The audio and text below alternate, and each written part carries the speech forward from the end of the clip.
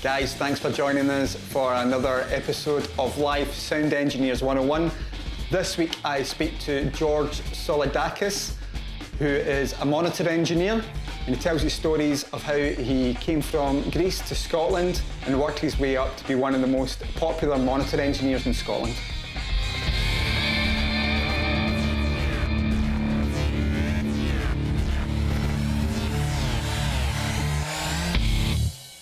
George, thanks for joining us this evening. Just to tell the viewers a little bit more about yourself and how you got in the industry.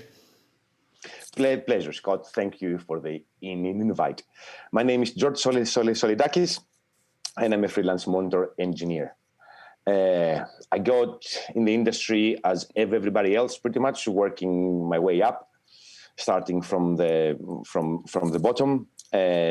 Mainly, I started back in the day as a roadie for bands. I was just, carrying the gear, helping them setting up. And as I gained knowledge in the audio field, I just became sound engineer. Now, did you get much chance to just watch a sound engineer and that's how you did it? Or was it one of those throw into the deep end and do as you go? I was quite lucky to study sound engineering. All right. But, studying is just not enough because this is a hands-on job. Yeah. So, it was the usual that I think most of us did. We were just annoying the sound engineers and going, why is this? Why is that? Why did you do that? And this and that and what's this? Yeah, questions. So, yeah, the best. By just asking questions endlessly. Yeah. Where was it you studied, and what was the actual course title? Was it more of the deep into understanding how audio works with very little live? Is that how it worked? I studied in Crete. Yeah, and the whole course was music technology and acoustics. It was mainly physics, maths, a little bit of programming, and then the sound engineering itself. I can imagine most of that was studio-based as well, was it? And it was, yeah. Yeah. Sorry, say. No, I was just going to say, was there much opportunity or live sound engineering involved in the course? It was mainly studio, both the analog domain and the digital one. We had a full Pro Tools suite, and then an analog studio. But luckily, we also had a live course that was more of a system engineering and system taking.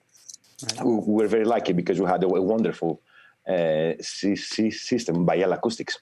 So we had 6 DV desks per side, few DV subs, can't remember how many, and SB218s, if I remember well.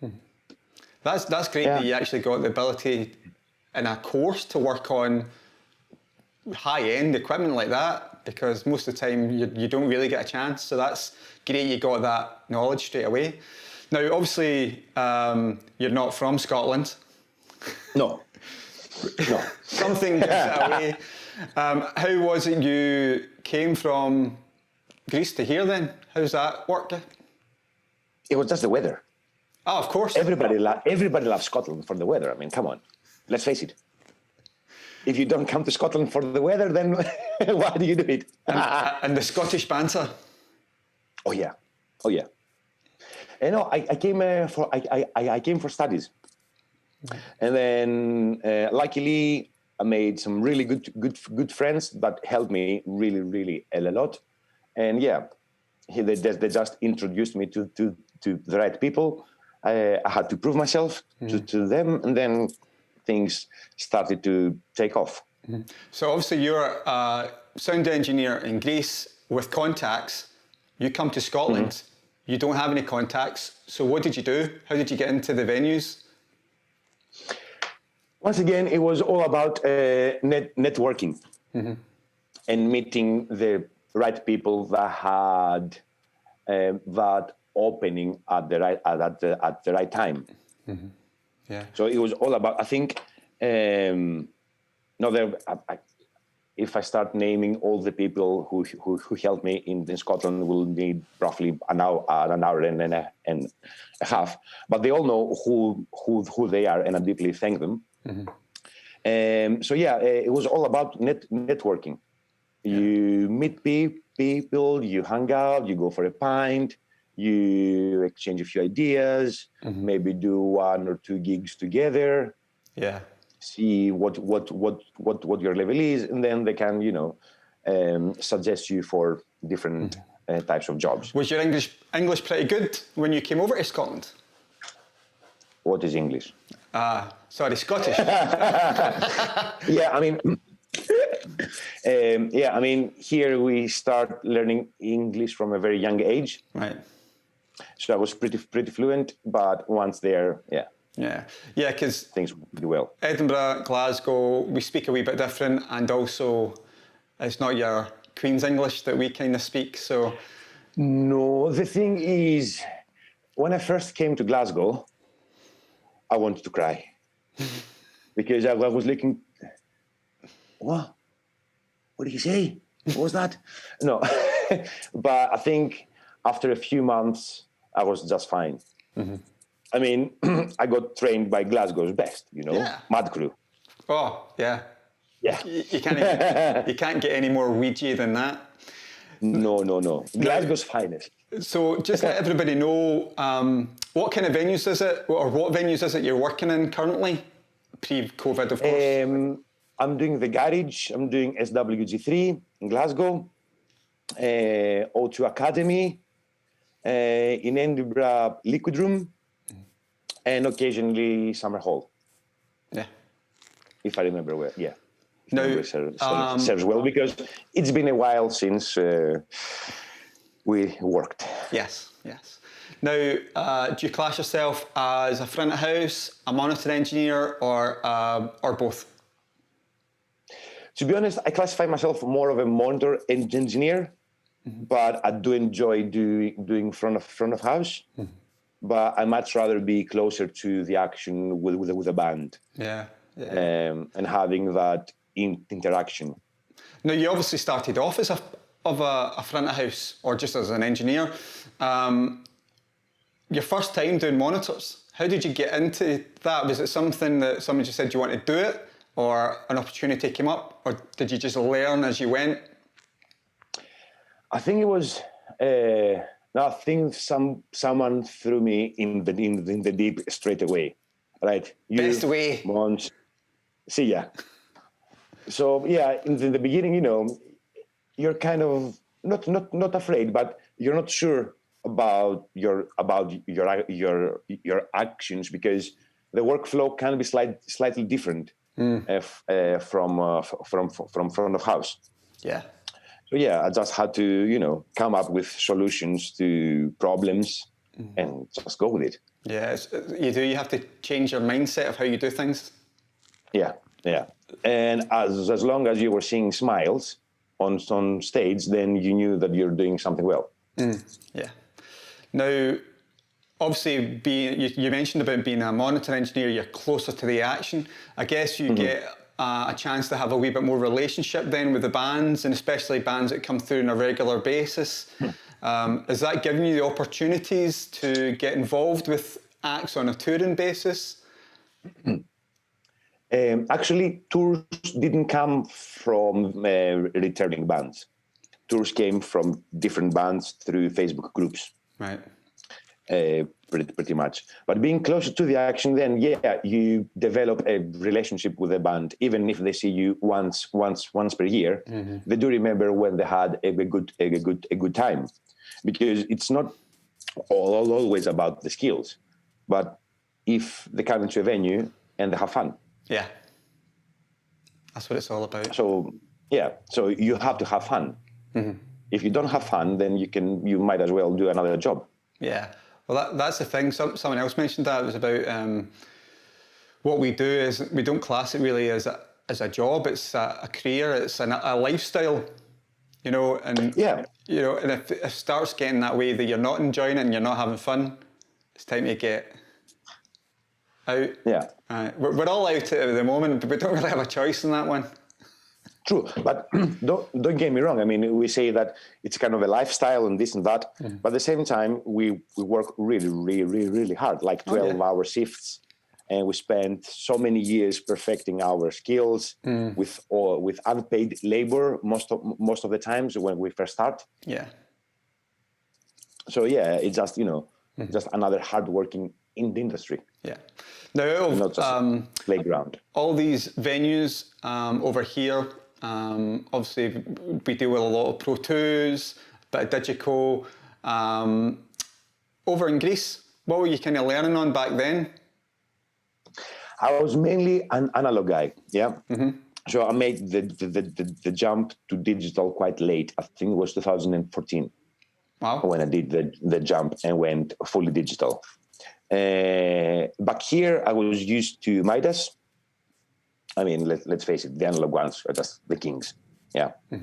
So the Heritage, the Allen Heath, ML5000, I remember doing a few gigs on them. And then the lower series, GL something, can really, don't really remember, but they should the venues because we were doing like mid-sized venues, 800 capacity. Was that just because the venues and the opportunities you had, it was an analog desk, there wasn't a digital desk there? Is that why? I think most of the venues back in the day, they had an analog desks. You had to go into a big production to find the fancy digital ones because they were more expensive. Plus, don't forget that Greece was in a crisis, a deep financial crisis for many years, and still is. Yeah. So there weren't really the money to invest into new gear. Yeah, if it worked, fine. Yeah. Just don't change it. I mean, it was an XL 250. One Midas, I do remember in one venue. You can have it for years, and they sound amazing. Well, why change it? Working on analog as well, and working on it a lot, definitely has its advantages, because a lot of people nowadays, and a lot of the younger engineers, don't get the opportunity probably to do big scale professional gigs on analog. It tends to be, here's a 4-channel mixer, learn analog, or do a few bands, but not actually to the level where you've got 400 or 500 people in, and you've got band changeovers and everything like that. So I can imagine back doing analog, which is a lot of the older way of doing it, has its advantages. You know, you learn a lot more through that, and especially from a routing perspective. I mean, imagine if you've got outboard effects, and it's actually, compared to a digital desk, you press a button, or on your computer, you patch it. Whereas there you physically go, that cable goes to here, and that goes to there, and you actually see it. And I love the benefits of that are great, because that makes sense to people. Don't you agree? Yeah. It's all about the signal flow. Yeah. Yeah. Because there are no graphics. Yeah. You just see the preamp, the EQ, the filters. Definitely. And then you're in the insert point. Yeah. Pre or post, so you have to go behind the desk, or in a way patch bay if they had any. Were you like the patch bitch? Yeah, and then just try to problem solve, because there were crackles. Of course. Pops. So like, which compressor now it's fucking me up? This and that, and you just try your problem solving again. What was the first digital desk that you get your hands on and learnt from? I think the first digital one was a venue profile. Right. The second one was, how do you call them? The Yamahas, the crappy ones. The LS9. LS9? Horrible desk. Disgusting one. So I think that was the second. Then an M7. And then venue again. And then when I came to Scotland, it was the Pro 6.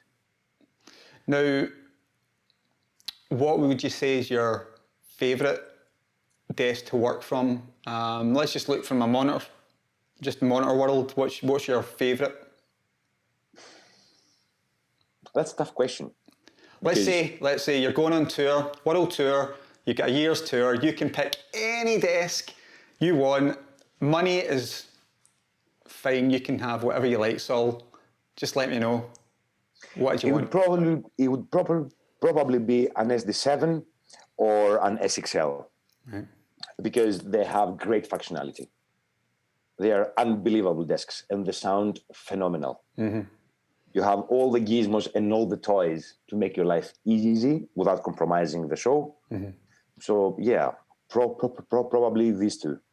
The thing is, I haven't had the chance yet to play thoroughly with an Allen Heath. D-Live? With a D-Live, yeah. Mm-hmm. So I'm really keen on having a go on a D-Live because I've heard amazing things. Yeah, before all this, I was in the transition to moving from SD9 to D-Live. Mm-hmm.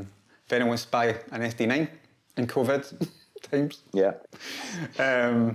Now, in terms of the desks that you've been using, you've mentioned quite a lot in there.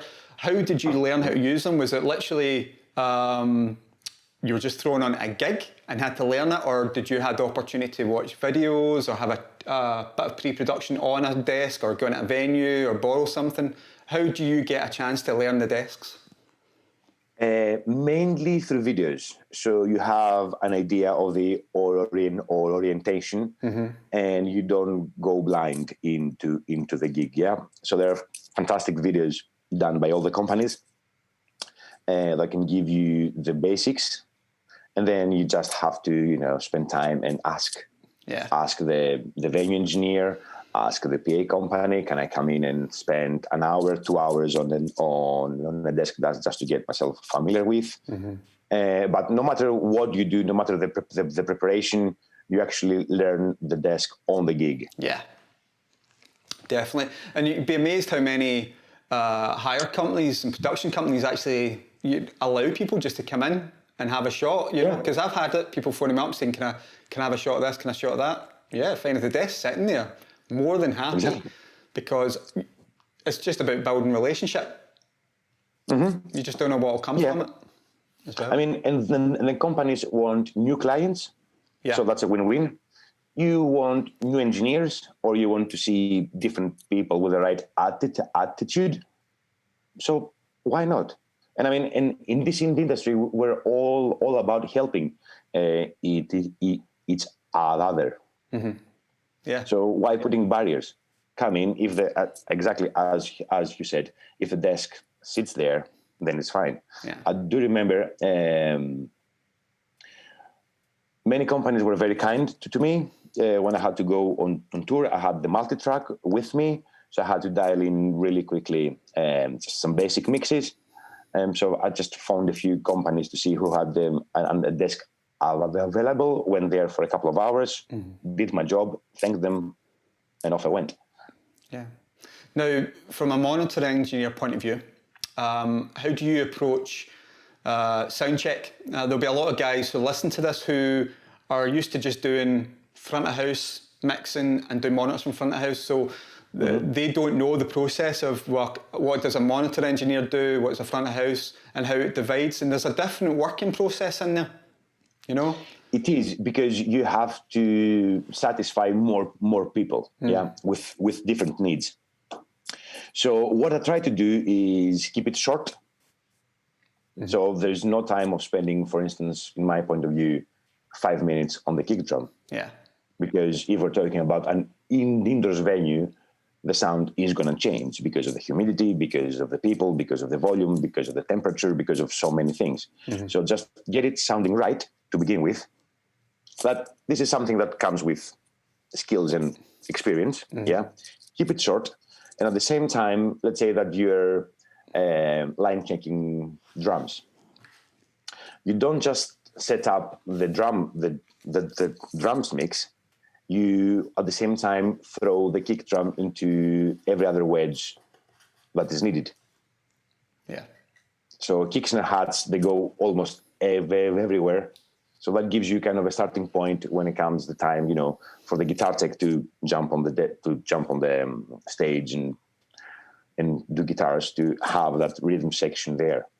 Yeah, I think a lot of the time, because most of the time I'm doing monitors as well, you're really led by the front of house engineer taking control of the sound check, because the majority of the time when we're doing monitors, it tends to be a touring engineer who you don't know, and you're there just to deal with obviously monitor stage sound and the band. So the good thing is whenever the engineers tuning in, I mean, they'll usually spend a minute or something on a kick, but by the time they move on to the next one, we're done. You know, it's like there's not so much in it.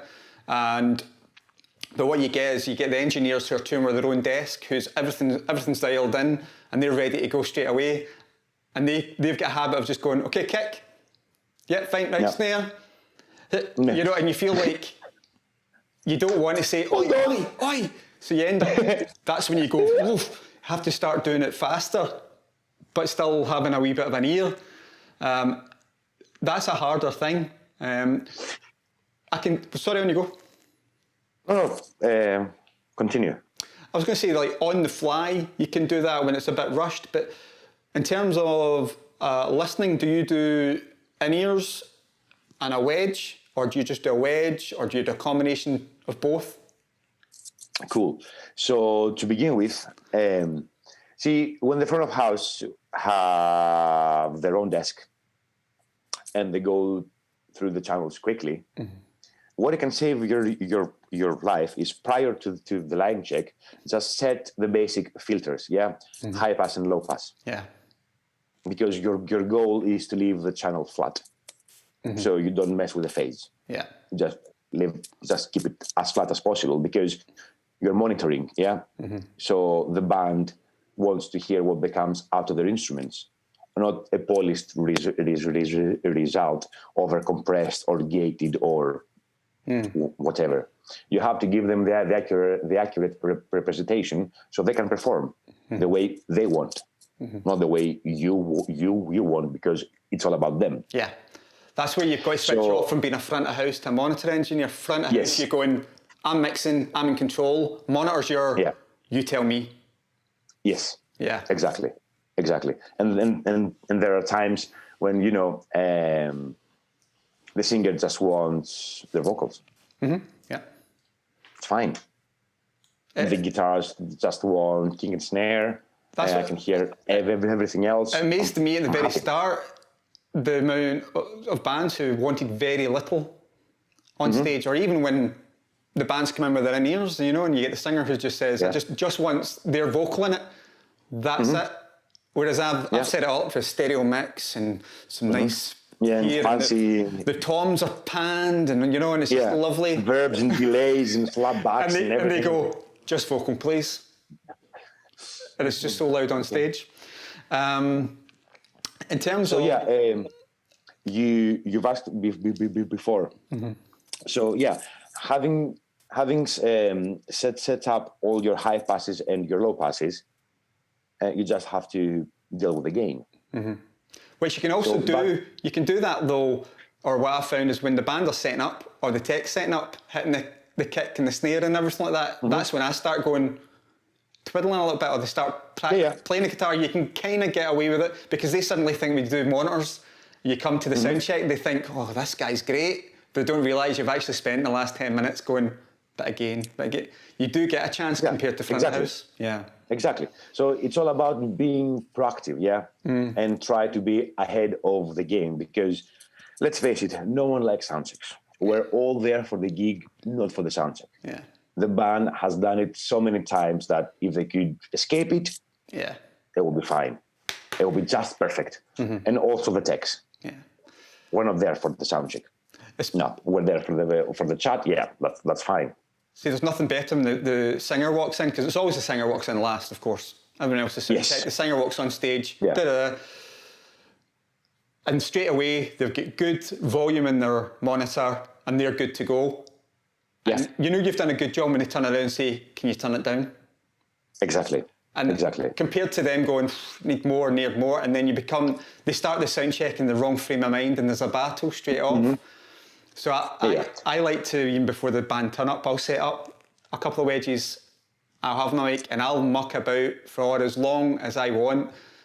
Obviously, most of the time, if I'm doing in the garage or something, I've already got my EQ set and I know what a 58 does in there. I've already kind of got that set. But it's when the singer comes in with a different mic of some sort, I'm like, cool. The minute I get that, just give me the time.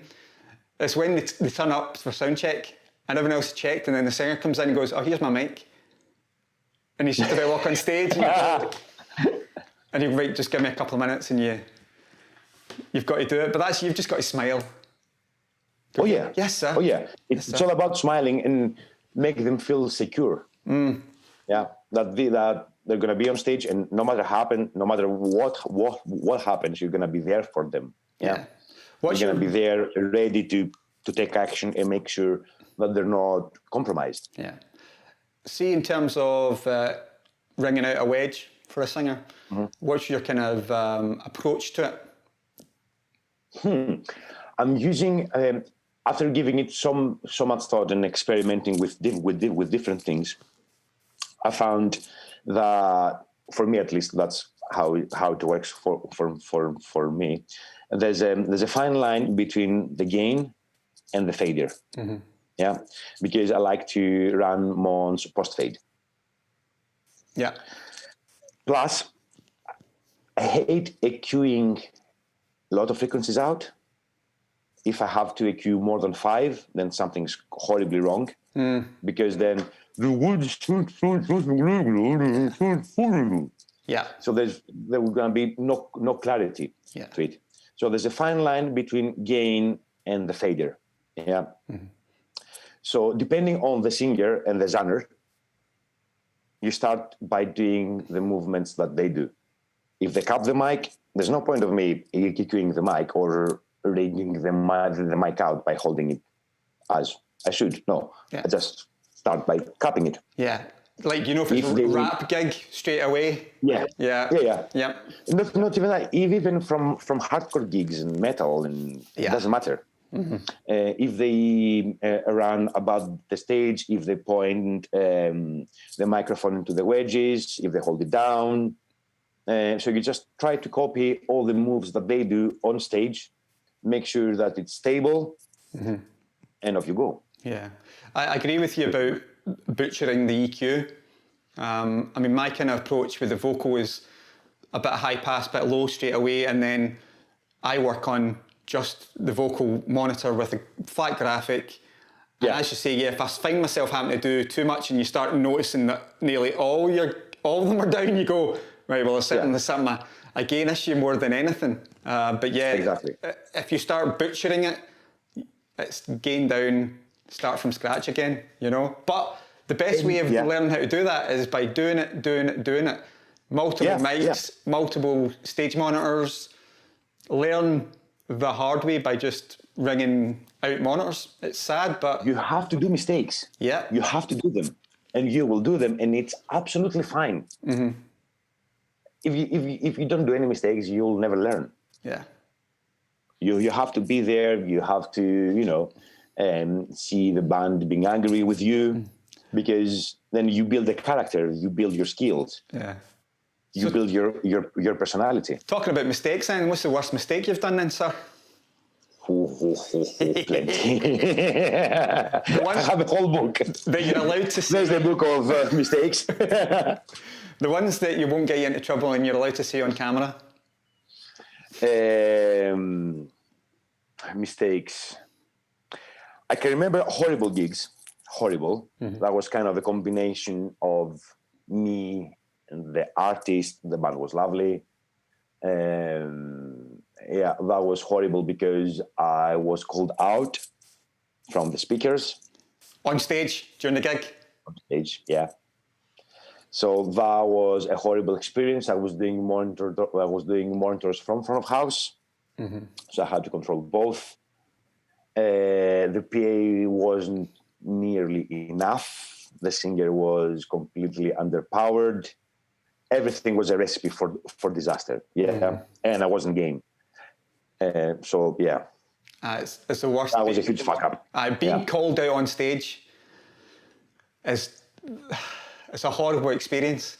and I was doing a gig in a venue in Glasgow. And I was doing monitors from front of house, which in that venue normally wouldn't. And it was a young American female-led band who were quite young. I mean, I would think they were late teens, kind of one of those new bands, come up and coming, Quirky. And I knew straight away during setup they were maybe going to have issues because she insisted that the drummer was as far behind her as possible. Yeah. Because apparently he plays too loud and she can't hear herself. So the minute she said that, I went, okay. I had already set up two M4s, rang out the monitor, and it was loud. I knew it was loud. Yeah. Soundcheck went fine, but you know what it's like. Bands who, during soundcheck, play fine. Minute come on stage, 110%. You know, full on. So during the whole gig, she struggled hearing herself, but she had quite a wispy voice, you know, and it was, you can't make a mouse sound like a lion. So it's one of those young band, inexperienced gig-wise, really need in-ears. Band would have been great just with in-ears. And just three or four times during the gig, called me out. And it was more, can I get more on the monitor? Ouch. And then you could see her getting, and I was trying, but I was like, I knew, and I was listening to the monitor, I could start to hear the feedback. I went, there's no much I can, and I don't want to say anything, but it got to a point where I was getting, I'm like, I know how loud it is. And then I went, oh, has something happened to the monitor? Problem is, I'm the only guy there. There's no monitor engineer. You know, and that's where... And you cannot leave in front of house. Yeah. 20 meters away, run through it. And this is a sold out show, so you can't do anything. And at the end of the gig, all I could do is walk up on stage, and I did this while people were still in the audience, about to leave and buying t-shirts, and they'd walked off. I walked right up to the microphone. I was like, 1, 2, and like normal, and it was blaring. That was the front of house off, just to prove a point to whoever was still in the audience that there's nothing wrong with this monitor. I'd just done it to go, right, I'm not an idiot. I know how to do my job. And I didn't want to say through that, look, see, she could hear herself. I didn't do that. You know, but it's annoying because you can only do as best you can. But when you're given something like that, you can't do anything about it. You know, you can't make, it's even doing front of house, you can't make a band that sound bad sound good. There's only so much you can do. Yeah. But see, that's the whole thing here. I think insecurity is the biggest enemy here. Yeah. It doesn't matter if you're an engineer or a band. As soon as the insecurity kicks in, then you just lose the ball. Because, for instance, let's say that girl came onto the stage, and then the drummer starting blasting the drums. That's the rest of the gig. Yeah. If, for instance, a mic goes down or a line goes down, or as soon as the band walks on stage, there's massive feedback, and we panic. We go out. Yeah. It's something that you have to work with yourself and with your mentality and with your brain. Yeah, you just have to do it. Yeah. So I think that's the biggest killer. Yeah. But then, you know, when you're the other thing you said, we're limited by physics. We're limited by electronic components. There's so much you can do, because it's also the acoustics. It's also the reflections. Yeah. You cannot battle physics. You're gonna lose. Yeah. You can try to bend the rules. Yeah.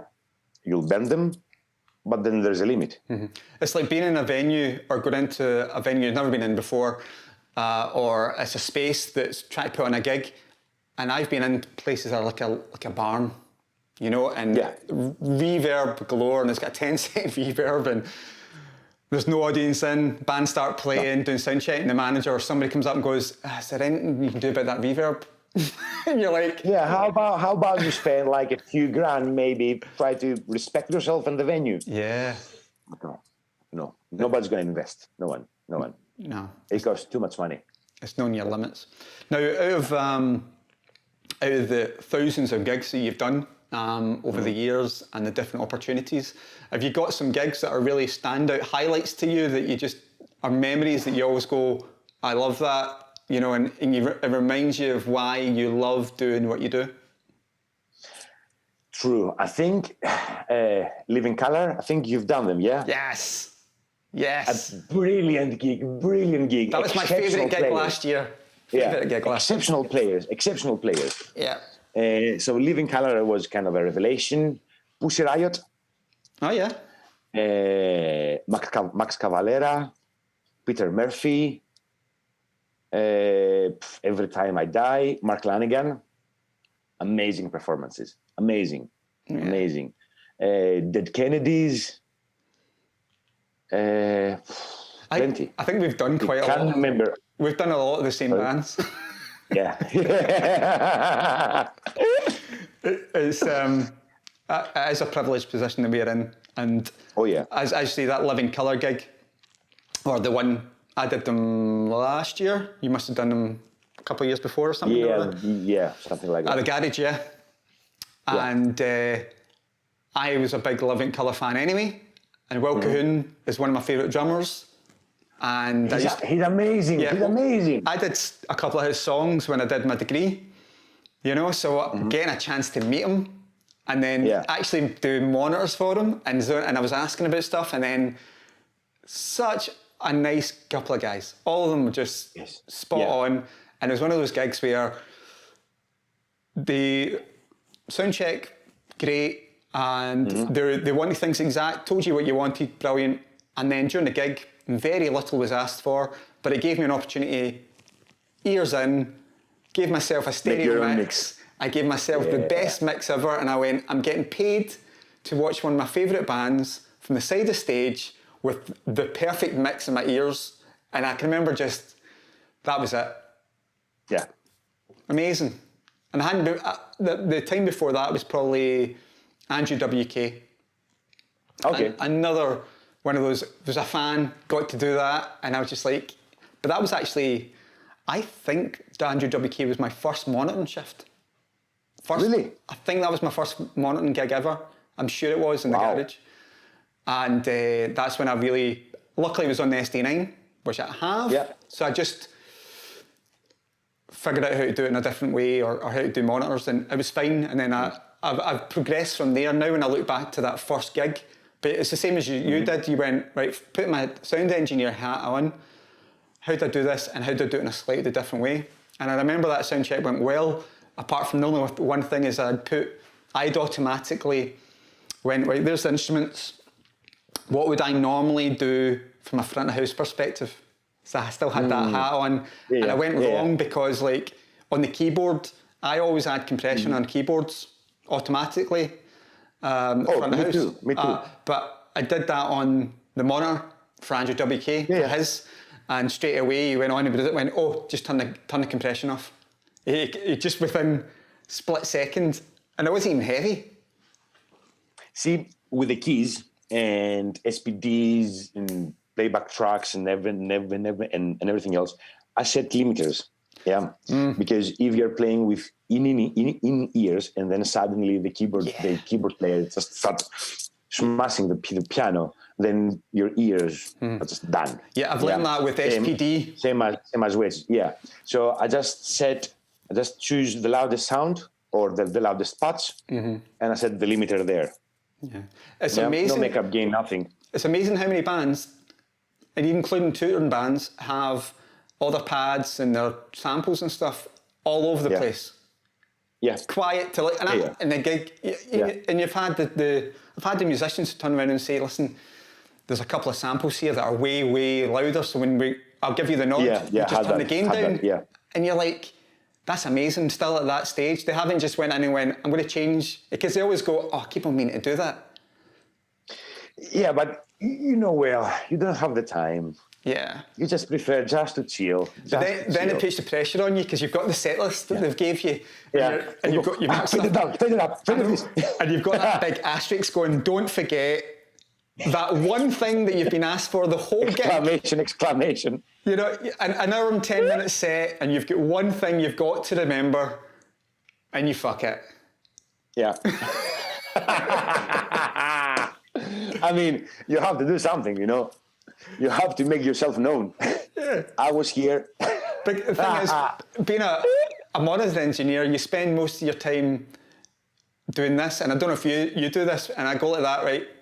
I work my way from who's closest to me, and I work round a circle, so I go there, look, and I spend my whole set.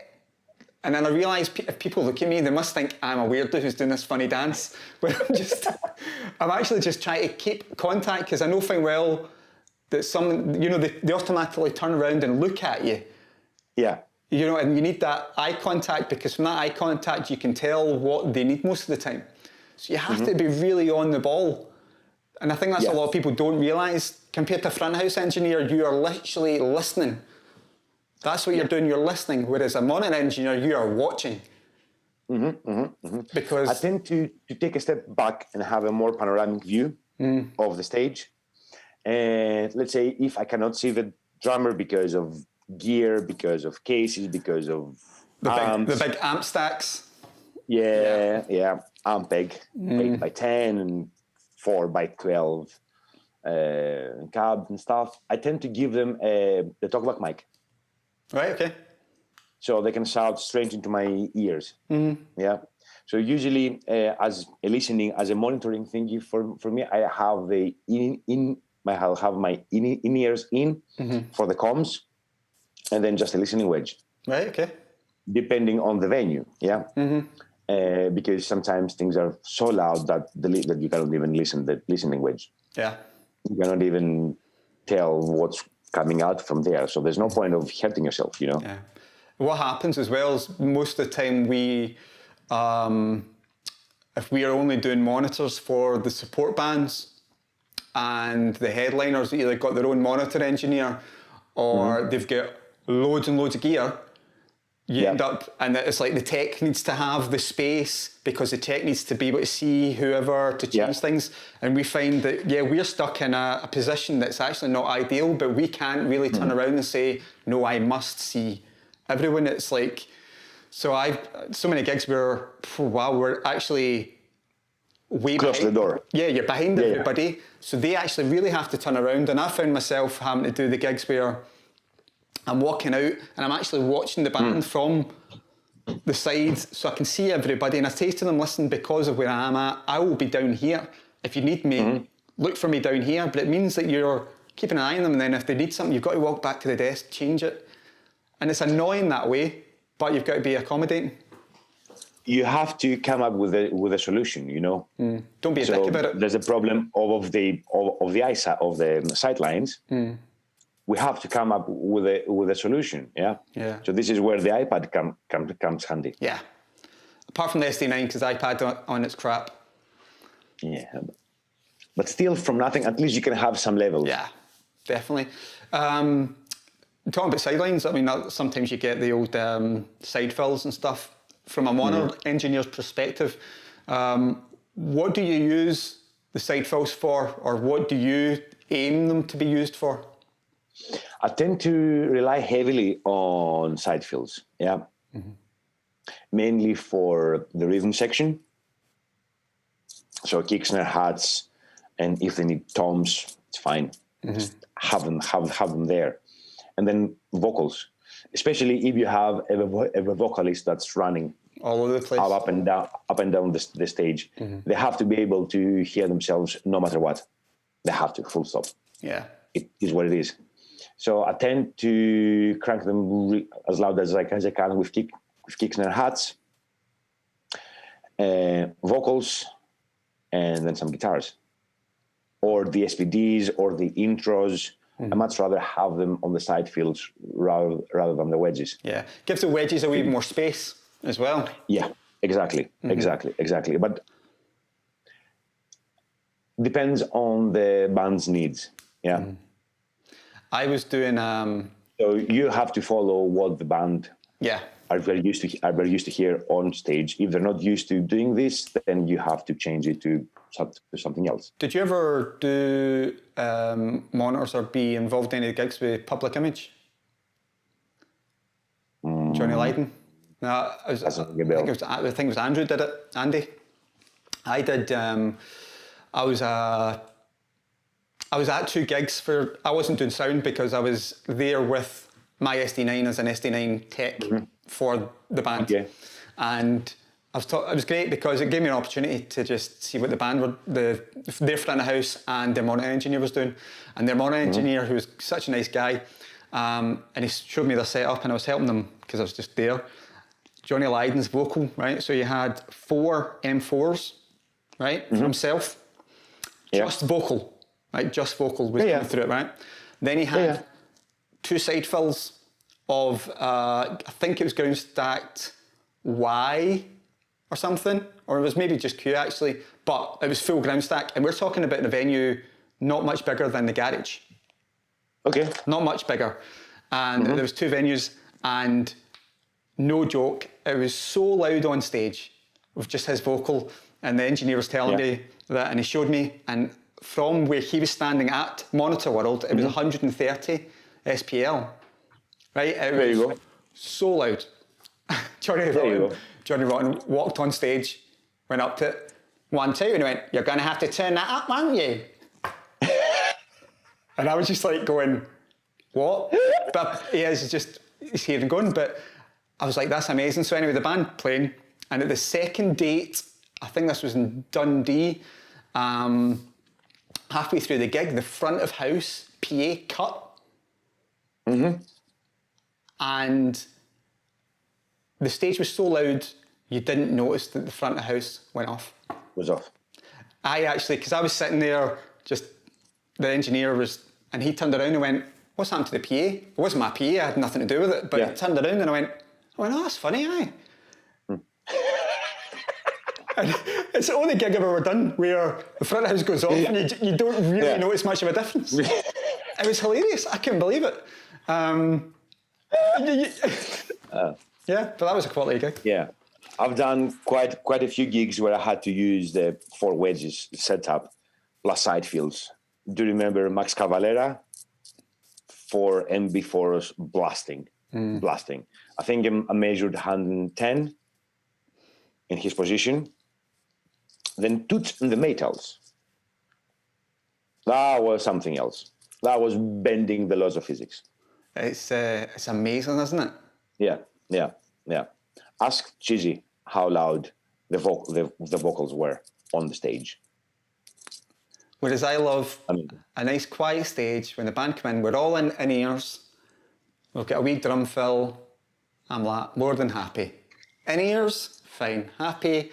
I don't have to blast my ears off. I'm very similar to yourself. I like to have the wedge in my ears, but you do find that you can get in that position where it just gets far too loud for yourself from watching your hearing, even though, cool, you've got to do your job and the band are stupidly loud, but you've got to remember is you don't want to screw with your own hearing. And sometimes you're forced into that situation because you're like, you can't go anywhere. No, you're just there. No, see, in these situations, I'm just using my in ears as earplugs. And I rely on the listening wedge. I mean, my hearing is far more important than the job, than the band, than whoever. It's my well-being. Now, it's above everything. Of bands on stage and musicians and stuff, what's your kind of pet hates about musicians on stage, what they do, the things that get on your wick? See, it's not the artist. The artist most of the time behaves well. If they're pricks as characters. You cannot do anything about it. But usually they're very well behaved. I tend to get really annoyed about, how can I say this politely? When people don't respect your house. Yes. Instead of, can I move this power block? Or can I move this wedge? Just move the wedges. And because the goal is to run a tidy stage, which means I run all the cables under the stage through the grills, so there's no cables, no one can trip on any cable. It looks perfect for the photos. It looks good for the band. It's clean, it's clear. So when they move the wedges, I'm not referring to the bands because the bands don't do these things. They tend to break cables. They tend to break the wedges, break the connector. Yeah. End up, unplugging a power block that's, it's all the downstage power.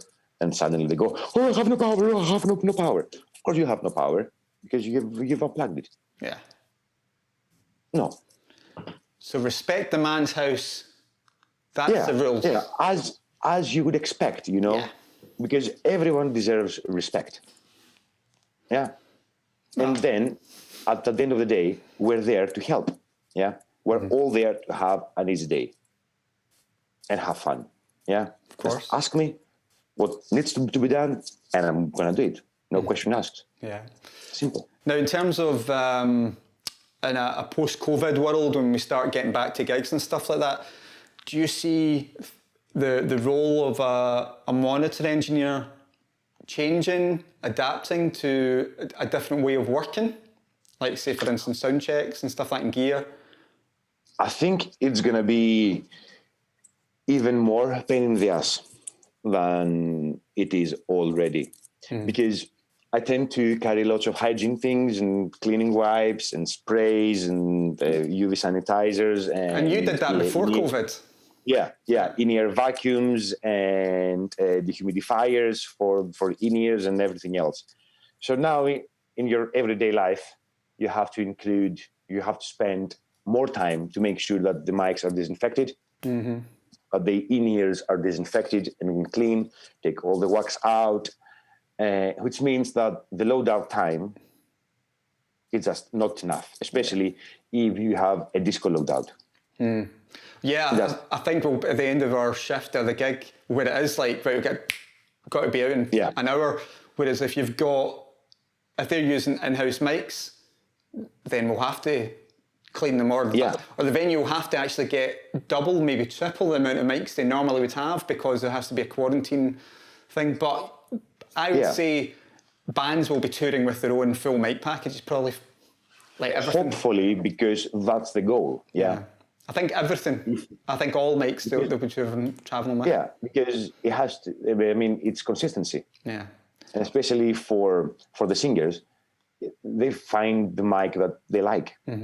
And then the mic that they feel comfortable with. Yeah, I wonder if they'll start touring with their own cables as well, because obviously cable-wise is one of those things that everybody touches. So you get the crew, you get the tech, you get the sound engineer, the band, and that's where they've probably got problems with germs and so on. So I wonder if any of them will go, well, they're all of our cables and they set it up, or the job of what we'll be doing is slightly changing from a perspective of maybe looking after just our stuff and not allowed to touch. And they might have their own techs, and normally we would help the techs, but it might actually be in a position of touring band are in, they've got everybody, and we don't. We're like, that's there, we don't do anything. We might have to get our own grills for the mics, so we don't touch the same grill or the same sponges or whatever. Yeah, with the cables, I mean, if something goes south, then you have to run and change the cable or do something. I don't see how you can, pay attention to all these measures. Like it's a Bible. I wonder if they also there are many problems in the way, but we still to this day we don't know what's going to happen. Yeah, we don't even know if there are going to be venues. Well, left. I wonder if they'll also make the barrier space between band and audience, if they make that even bigger. Then financially, most of the gigs are not going to make any sense financially. Because obviously the social distance side of things, that's not going to help whatsoever. No. But, we'll wait and see when it all comes to there. So. Yeah, we're going to cross that bridge when we come to it. Yeah. Now, I know you used to, with your pelly and stuff like that, when you're going to gigs, everyone's got their pelly full of their own things. What have you got in your pelly you would say that others don't tend to have, and what you recommend engineers get for themselves just to always have there? That's a good question. I usually have spares. Yeah. I have a spare cable for my in-ears, lots of adapters. Yeah. Lots of sex changers, lots of tape, gaffer, different colors, whatever. And these things pretty much. And hygiene products, cleaning wipes for everything. Yeah, I learned that from you because I remember seeing you doing that quite a lot. So I started doing that as well and just having wee sachets of it for the... And I can remember you saying to me, it was years ago, and you said that, if a musician sees that you've got a mic that you've just taken off a stand and gave it a clean before someone else uses it, they see that and they can see that A, you're showing respect and love and attention to it, and B, that you're taking care of the gear. So straight away they know that these guys take care of the gear, and as you said about your own house, is you're looking after your house. And bands and musicians, touring guys, they all remember the venues that they go into and go, do you remember that place where you went in and the place was a tip and you wouldn't sit down and it was just a horrible experience? Whereas they remember the venues, they go in, it's tidy, everything's working. Or close to working state. Yeah, kind of working. Yeah. Now, in terms of for young engineers who are in the industry or wanting to get in the industry, what is your kind of recommendations that they should be doing, and what kind of values they need to look at to make them a better engineer and be more successful and get to where we're at? To begin with, don't be a prick. No one likes pricks these days. Yeah, we're not in the 80s anymore and in the 70s. Yeah, these days are long gone. Yeah, it's a new game. Yeah, nobody likes pricks. No one has the tolerance to do that. Also, the attitude is really annoying. Oh, I'm an engineer. I'm a white glove. It doesn't matter how many gigs you've done. You're gonna get your hands dirty. Full stop. Yeah. So don't start from that perspective when you haven't earned that. Yeah. Just ask.